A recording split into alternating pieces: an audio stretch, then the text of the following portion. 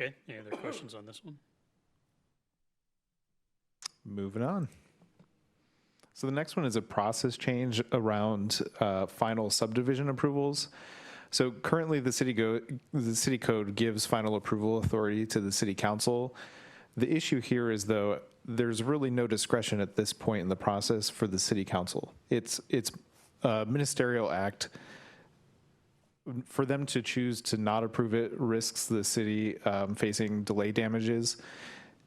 So staff are proposing to work to find a solution to this is remove it from a city council process and have the hearing examiner approve final subdivisions. The legislature gave cities authorities to delegate to the hearing examiners or other bodies in 2017. So this is something that I think makes a lot of sense from staff's perspective. It feels a little disingenuous to give the council a final approval that really they just have to rubber stamp and move on. There's no decision for them to make. And removing it from them and putting it in the hearing examiner, I think, streamlines that process. David, do you have anything else you want to speak to on that? Sure. There's a lot of work that goes into a subdivision, and the hearing examiner is the one that really is pivotal and the most involved as an authority in it all, aside from staff making recommendations on it. And we feel that the hearing examiner is the best suited individual or authority to review and approve a final subdivision because the hearing examiner has a file on it. The hearing examiner has done site visits. The hearing examiner held a hearing on it. The hearing examiner was the one that wrote the approval with the conditions and understands what they are. The hearing examiner understands the context of subdivision law. The hearing examiner is trained and understands the ins and outs of the legal process that goes along with subdivisions. So our finding is that it's part of the process. It just naturally lends itself to the hearing examiner finalizing the approval of it and verifying that all of the conditions had been met based on staff recommendation. Many cities have moved this way. Redmond, Bellevue, Kirkland, Shoreline, Auburn, I think, since 2017. So it is something that we're starting to see most cities moving towards because it does lend itself to just naturally wrapping up the subdivision process. Any questions about that one? So it's going to go from a group of people to one individual? It would go from the city's legislative body, a group of city council members who generally review it on consent, and it is seen as ministerial or ceremonial, if you will, because I think the thing to highlight with a subdivision is that under state law, under RCW 5817, the protections that subdivisions are granted are significant.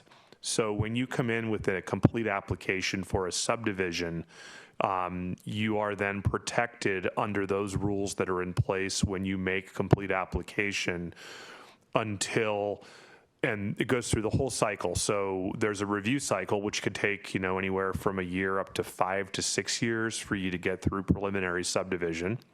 Then once the hearing examiner holds a hearing and in theory approves the subdivision, then you're granted a 5-year protection from that point where you have the opportunity to build the required infrastructure improvements, the water, sewer, sidewalks, roads, all the things that serve a subdivision. And so long as you complete it within that 5-year time frame, you can then apply for your final subdivision, and the city then is required to approve a final subdivision within 30 days. The state law says when applications made and conditions are met, that a city shall approve a final subdivision within 30 days. There's not a lot of discretion there. The interesting thing then is that a subdivision, once a final subdivision or final plat is approved and recorded, that the developer is offered another 5 years of protection. So you can start to see how subdivisions can go 10, 12, 14 years from the date of application, and they are vested or grandfathered back to that point of application. And even if the city wanted to change its rules or do something in the meantime, that project is protected, given very heavy protection under state law, and is only subject to the rules that were in place when it came in for complete application. So the point here, I think, is that when a city council receives a final subdivision, there is often the impression that a city council could choose to say, no, we don't like that. We want this subdivision to look differently. And that is just not the case at all, because that subdivision is protected all the way back to the rules that were in place, in theory, 5 or 6 years prior. And nothing can be done to change those rules. Really, at that point, the council is serving in the capacity of an auditor of the file, if you will. And we feel that a hearing examiner, their sole purpose in their contract with the city is to really serve as an auditor, and they're trained in that capacity. It's just my concern. I want to protect the community as well as the developer, that I don't want to put the decision in the hands of one person in lieu of a city council. If this examiner likes or dislikes the developer or has an opinion about the development, he can make a decision based on that. But when it goes to a council, that's a group of people that, right or wrong, their decision, it's a decision of a group of people instead of one person. Absolutely, that's a great point. I would say that the hearing examiner is hired and fired by the council directly. They are under contract with the council. So there's that side to it too. But ultimately, we're presenting this as an option, an alternative path that we feel would result in more efficient process and would not change the outcomes, because by the time the project has been built and the staff have inspected it and signed off on it, and it makes its way to the city council, it is for all purposes done at that point. So is this at the very end of the project, or is that the initial phase of the project?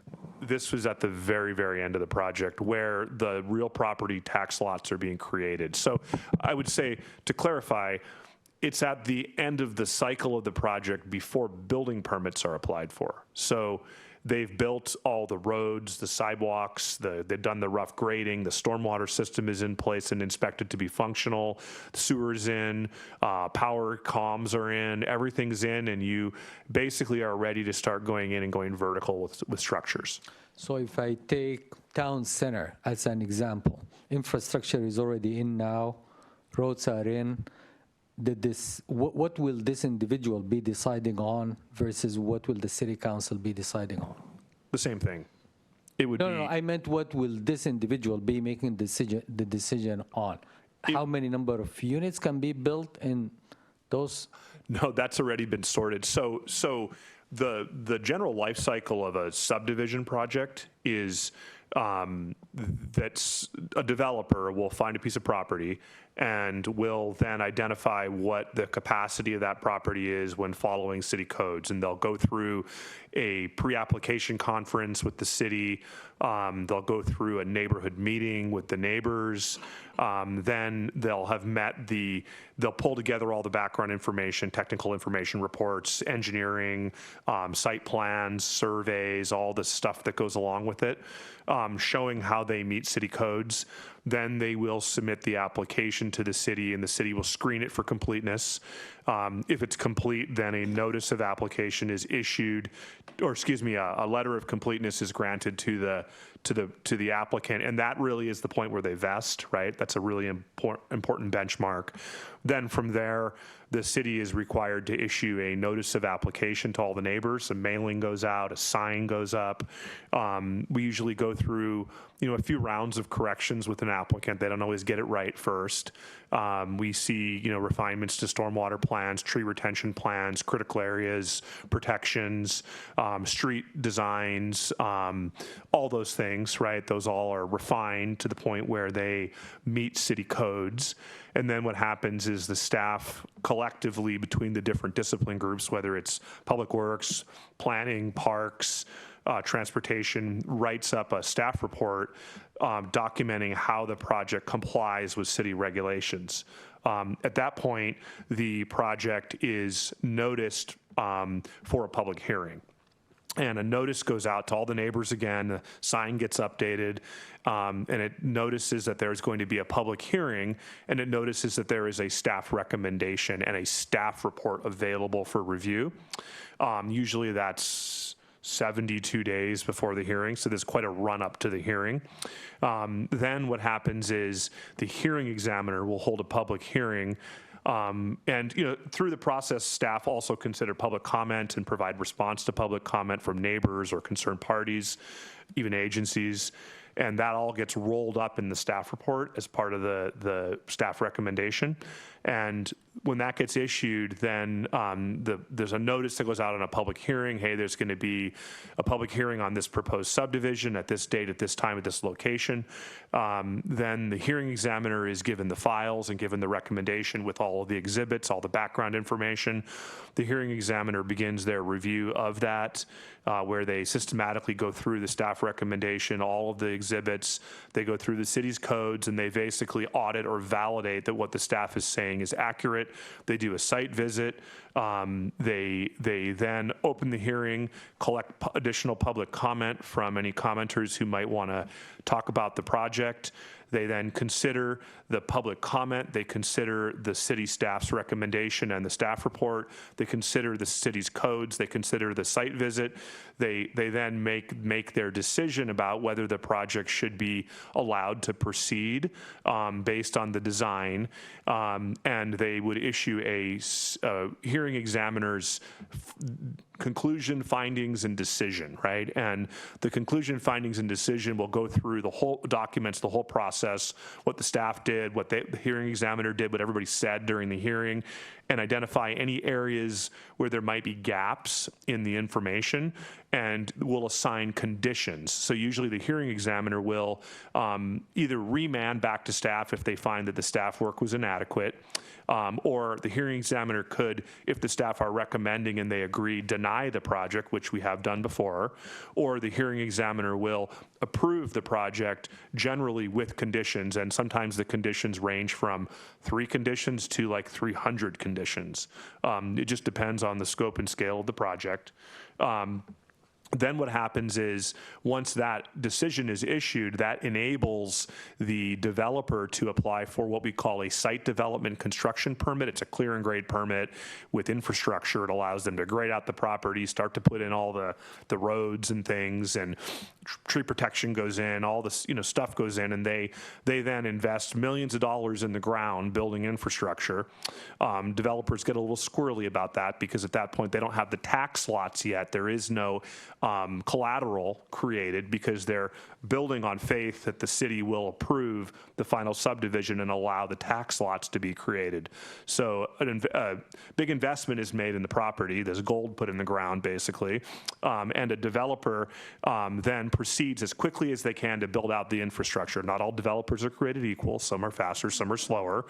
And generally speaking, when they get to the point of the infrastructure being substantially complete, we have our public works staff go out and do an inspection where they complete a public works inspection certificate validating that all the things are done, the stormwater system's functional, the rough grade, the roads are at ATB, just awaiting the final lift, sidewalks are in, signs are in, no parking, safety stuff's in, fire hydrants, water, sewer, all the stuff is in. And then they also verify that all the conditions of the approval have been met. Maybe there was a wetland mitigation requirement that had to be done. Maybe there was some additional trees that needed to be protected. Maybe there was, I'm trying to think of, an additional stormwater vault needed to be added. Those are all listed in the conditions of approval. So we have a giant matrix that tracks compliance with those conditions. So ultimately, when that's all done, then the applicant submits final subdivision application to the city. At that point, project is mostly done, and the developer then is seeking final subdivision for final plat. The plat is a paper document that gets recorded with the county that shows the breakup of all the lots, and that is the point where they can then record it upon final city approval and create the real tax lots, which now is their product, and start to build homes on them. Is that the step that we're saying the examiner does instead of the city council? That is the step that we're saying currently goes to the city council, and the city council then reviews compliance with all of these conditions that the hearing examiner set, reviews compliance with the general approval design, all the stuff, right? And they've never seen the project. So what we're saying is that the hearing examiner has been intimately involved all along, is the one that set the conditions, and is the one that is generally best suited to review compliance with those conditions in an expeditious manner because they're already familiar with them. So instead of the reviewer presenting to the council saying, this is everything I have done and this is my recommendation, we're saying exclude that final step. We would be doing that to the hearing examiner instead of the council. It just would be the hearing examiner that would receive that presentation, and then the hearing examiner would decide, yeah, no, all these things have been addressed, versus the council deciding that. And the council are there. I completely understand your comment earlier. The council is not trained in this manner. This is something that a hearing examiner is specially trained for and selected by the council really to do. And that's why we feel they're best suited to continue with this.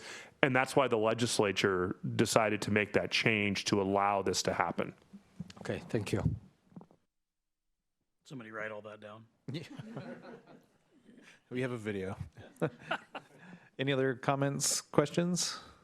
We will go ahead. Yeah, so I would support going to the hearing examiner for this final step. The council can always can the hearing examiner. Even halfway through a project, it's happened before where things go sideways with a hearing examiner and they get replaced. But you got a pro at the table. Is that the deterrent for the hearing examiner? Because the hearing examiner, there are two ways to it, right? The hearing examiner is close to the project. He has a good idea about it. He's the best judge of it. But the hearing examiner is a human being too. He could get associated to one particular viewpoint about that area or that project and harp on that point or this one. Is the fact that the city council has the final say about the hearing examiner the deterrent in this whole process? I would say that it's more the qualifications of a hearing examiner. Hearing examiners are a special breed. They're few and far between. And, I've been, in the years I've done this, I've probably worked with about 8 different hearing examiners. And I've never seen a hearing examiner that will take a side. I don't know how they do it, but they are very, focused on the information in front of them, the criteria, and really thorough. It's kind of a phenomenon, but and they're harder to find, to be honest. So I don't want to discourage you from this, but we have a really good hearing examiner now that I think the developer and the staff both have a hard time with. So yeah. So one thing maybe for future discussion, or maybe you can just answer this now. In your time here, has the city council ever been able to do anything other than delay approval of a subdivision?